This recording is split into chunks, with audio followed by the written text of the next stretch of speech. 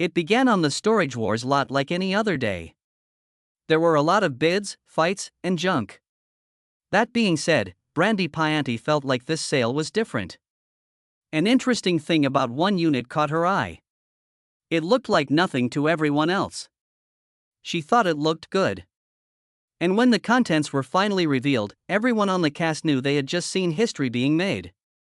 There was a collection so rare and expensive in that dusty storage locker that it made the experts on the show rush to check the numbers. The end amount was an unbelievable $1.2 million. But let's go back to the beginning before we talk about that. Brandi Passante was born in Harris County, Texas, in 1980. She grew up with boys who, as she has said, loved to beat her up. It may sound harsh, but Brandi says that her toughness comes from having a crazy childhood. In an interview with Lifetime, she laughed about how all that roughhousing prepared her perfectly for the world of men she would later rule on Storage Wars. She even shared a picture of herself with a black eye from when she was a child on X, back when it was still called Twitter, to make her point. It was more than just a story to her. It showed that being tough wasn't a choice. I had to stay alive. In her job, she said it herself. The guys will beat you up if they see you as weak. Brandi learned early on to stand her ground.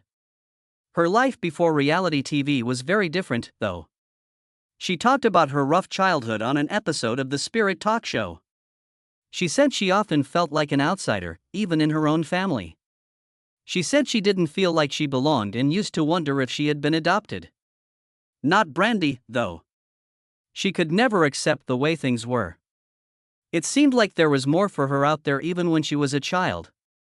People knew Brandi from Storage Wars, but she had very different plans before that. She wanted to be a cook when she was a child in Houston. Even though she plays a smart, sure-of-herself actress, she says she's actually very shy in real life. In a talk with My Lifetime, she laughed about how shy she used to be when she was younger. She used dirty looks as a way to protect herself instead of talking to people. Even when she was young, she still had that mix of hardness and tenderness. Brandi said in a video on her Facebook page that she played softball for 9 years. This shows that she is competitive, which would come in handy on storage lots later on. Her rough, boy-filled, and confusing childhood gave her the toughness she needed to do well in a field where strong personalities are common. Brandi used to be just another young woman trying to make a living before she became famous. It was at a carpet cleaning business in 1999 that she met Jarrod, the man she would later marry. She worked for him, and Brandi said he was insistent, like really persistent. The Philippine Daily Inquirer reported that she said Jarrod made her feel tired. Without a doubt, Jarrod has a very different story. He laughed on Facebook Live that Brandi was the one chasing him, saying that she had been following him around since she got the job. He said that dating an employee wasn't the best idea. In fact, he said that a friend had to leave notes on his truck to remember him to be nice to her because he was sometimes rude. Jarrod often laughed about the odd couple, saying that he wasn't really good looking enough to win her over, so he used humor and determination. But from Bryce's point of view, that's not true at all. She said that Jarrod was always making out with her, which at first was more awkward than sweet. Still, keeping at it paid off. All signs point to a personality tug-of-war at the beginning. His stubborn charm met her quiet strength. But in the end, one thing is clear no matter which version of the story you accept. It worked. Someone got together with Brandi and Jarrod.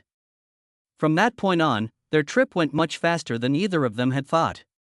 Even though Brandi and Jarrod never got married, they did start a family together and raised their son Cameron and daughter Peyton. They have mostly kept their kids out of the public eye. Brandi has told some stories about their family's history, mostly about the health problems they've had over the years. While on the Dad Diary show, Brandi talked about how hard it was for PTON to start out in life. When PTON was born, her palate was split in two, and she couldn't hear. She had her first surgery when she was only 6 weeks old, which luckily fixed her hearing. Because of it, Peyton had a slight speech delay and had to go to speech therapy for years. Brandi said that later joining her school's cheering squad helped not only with her speech but also with her confidence. Cameron had his own health scare. Doctors found a mass on his kidney during a regular checkup for a urological problem. It took months of watching him before his symptoms got worse and he had to stay in the hospital for a long time. Brandi remembers that they were together for 3 months at the Children's Hospital of Orange County. He missed 3 months of high school, but that time showed how strong he was. Brandi loved being a mom, but she quickly learned that she didn't want to be a stay-at-home mom full-time.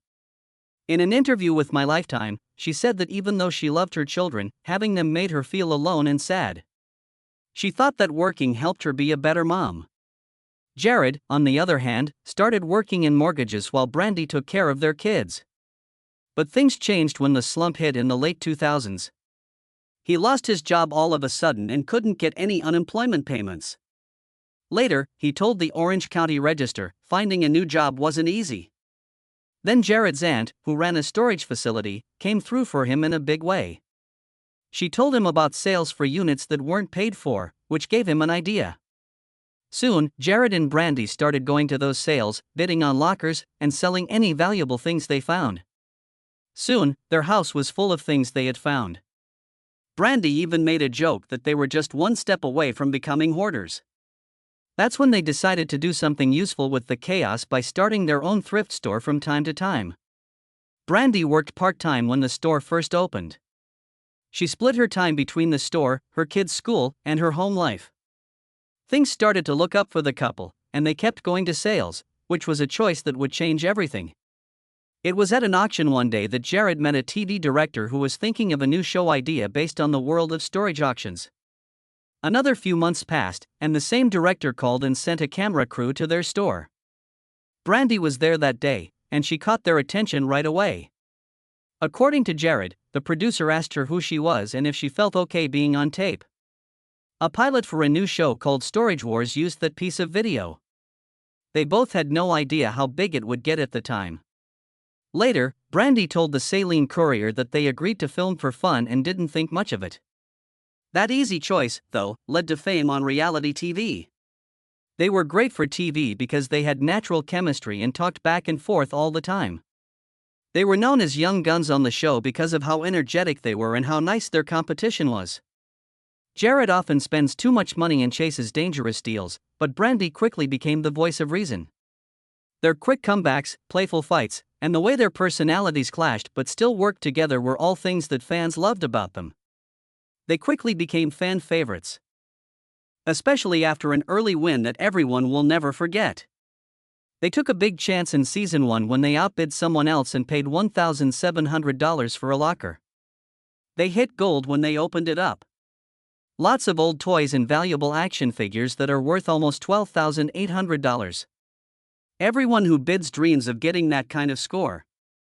But even with all the excitement, the Storage Wars empire started to show signs of weakness. Dave Hester, a cast member, began to wonder how real the show was. By 2012, he was so worried that he sued AE&E and the production company Original Productions in a full-blown court case.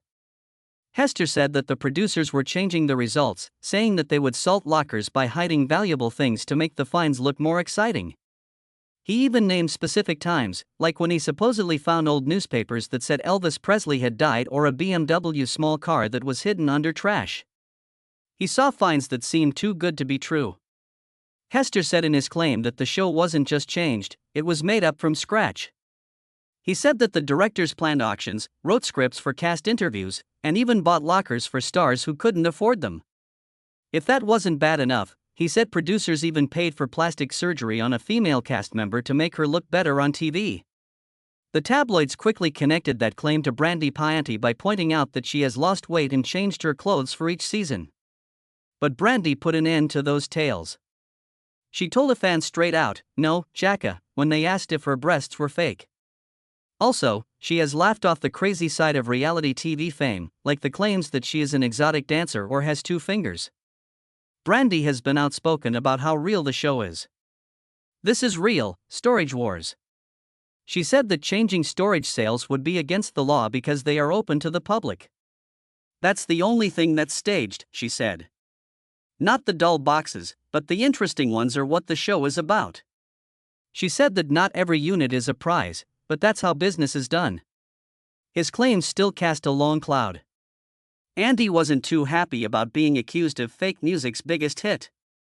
The show that had the most watchers at the time was Duck Dynasty, with over 10 million. Because of this, the network fired Hester and, at least at first, wouldn't say anything public about the case. When they did finally, they stood by the show, saying that there was no planning and that everything was real. In a strange turn of events, AE's defense lawyer told a slightly different story. They didn't just say no to everything, instead, they used the First Amendment to say that artists were free to make the show however they wanted. It was even brought up by their experts that the law only requires game shows to be 100% real.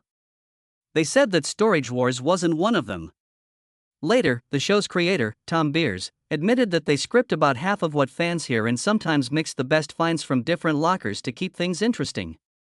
No one wants to watch people dig through piles of trash for hours on end. The goal wasn't to make a documentary, but good TV. In the end, the case reached a tense middle ground.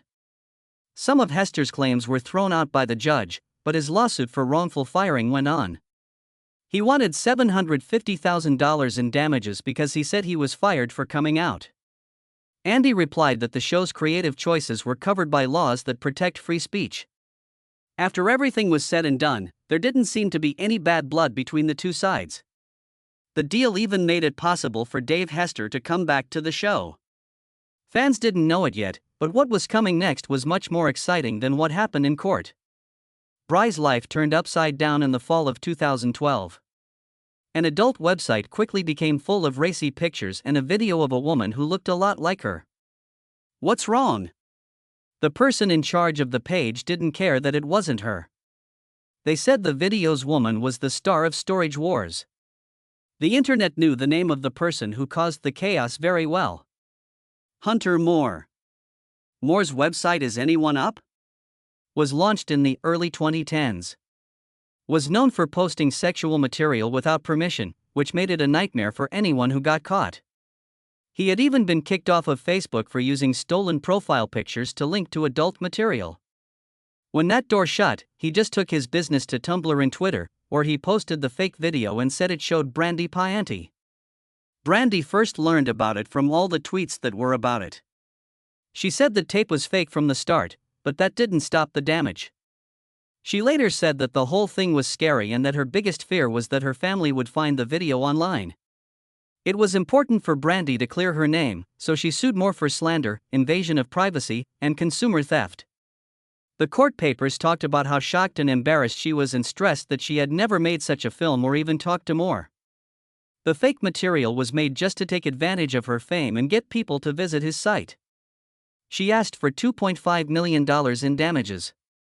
In reality, she only got $750 from the court, even though she legally won the case. It was a hollow victory for her. To make things even worse, Moore made fun of her on social media after the ruling, showing that he had learned nothing.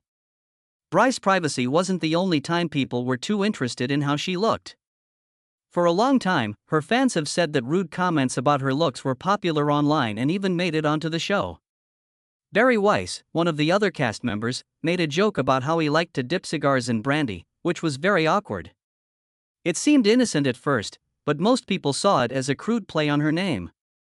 The conversation became one of the most talked about parts of the show very quickly. Fans on sites like Reddit and NeoGAF couldn't stop talking about how annoyed Brandi looked and how Weiss's comment was too harsh. That clip is still shown today, years later, to remind people that women in the public eye often have to deal with a lot more than what the public sees. But the show was about to find something even darker than the news stories and cases. Episode 5 of Season 5 of the A&E reality show had one of the scariest finds of the whole show. Brandi opened a box that made her so uneasy that she almost didn't want to unpack it. Right away, the first clue that something was amiss showed up. A real deer skull that has been painted. It had beads wrapped around its antlers in a ritualistic way, which made it look creepy right away. Even so, Zach Carter couldn't help but joke around. He picked up an old, mummified ear of corn that was lying next to the skull and pretended to chew it. What Bry said summed it up nicely. That was the first thing she didn't want in her shop. As they dug deeper, they found even more troubling things. One bag seemed to hold human hair, while the other held chicken bones that had been kept. There was also a strange rattle made from bird beaks. The most shocking item, though, was a ritual scepter made of wood that had a carving of a guy with a chicken on his head. Brandi couldn't help but wonder out loud if it looked like something a chief would hold during a sacrifice. But everyone hoped that wouldn't happen. Brandi and Jarrod bought the locker for $900, even though it had a creepy collection. They even made money from it. At the very least, that strange weapon needs to be found. Then there was another shocking moment that made people gasp in shock and disbelief. When Schultz was looking through another locker, she knocked over Passante by mistake. When she looked inside, she found a case full of human teeth, which looked like something out of a nightmare. Schultz tried to stay calm and think that the teeth might be modern dental implants, but Passante argued that they were real teeth. They were both right in the end. The team took the horrible discovery to the OCS Dental Academy, where experts confirmed that it was a group of old dentures. A long time ago, medical-grade wax was used to connect individual teeth to dentures. Even though the items were old and hard to find, the collection was only worth $300, which wasn't much for such a troubling find. But that wasn't the last surprise.